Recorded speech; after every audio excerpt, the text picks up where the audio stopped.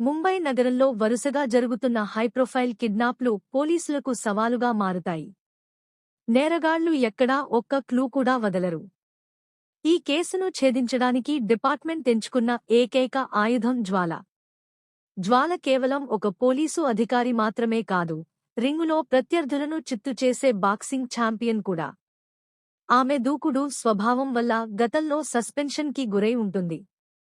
జ్వాల జీవితంలో ఒక సున్నితమైన కోణం ఉంది. అది ఆమె భర్త ఆర్యన్. ఆర్యన్ ఒక సాఫ్ట్వేర్ ఇంజనీర్ మరియు చాలా ప్రశాంతమైన వ్యక్తి. వీరిద్దరిది ఒక ఆపోజిట్స్ అట్రాక్ట్ లాంటి బంధం. జ్వాల బయట ఎంత కఠినంగా ఉన్నా ఆర్యన్ దగ్గర మాత్రం ఒక సాధారణ భార్యలా ఉంటుంది.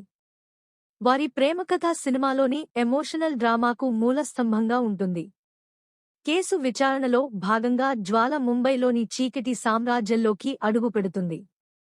అక్కడ ఆమెకు ఎదురయ్యే సవాళ్లు, భారీ ఫైటింగ్ సీక్వెన్సులు ప్రేక్షకులను ఉర్రూతలూగిస్తాయి.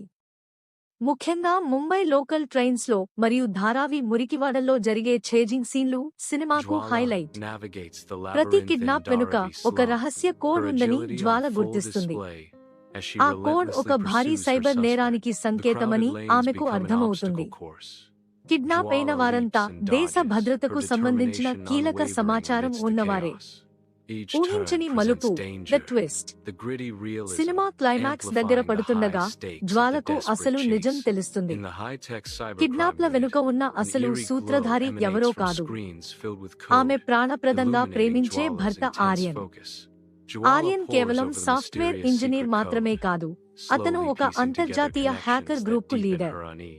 జ్వాలను పెళ్లి చేసుకోవడం కూడా అతని ప్లాన్లో భాగమే. పోలీసుల కదలికలను ఆమె ద్వారానే పసిగట్టడానికి అతను ఈ వివాహ నాటకం ఆడాడు. తను ప్రేమించిన వ్యక్తి దేశద్రోహి అని తెలిసినప్పుడు జ్వాల గుండె పగిలిపోతుంది. కాని ఆమె తన విధిని, డ్యూటీ, ప్రేమ కంటే ఎక్కువగా ప్రేమిస్తుంది. క్లైమాక్స్ లో భార్యాభర్తల మధ్య జరిగే యుద్ధం అత్యంత ఉద్వేగభరితంగా ఉంటుంది. చివరికి జ్వాల తన చేతులతోనే ఆర్యన్ను అరెస్టు చేస్తుంది లేదా చట్టానికి అప్పగిస్తుంది. ప్రేమ గెలవకపోయినా న్యాయం గెలిచింది.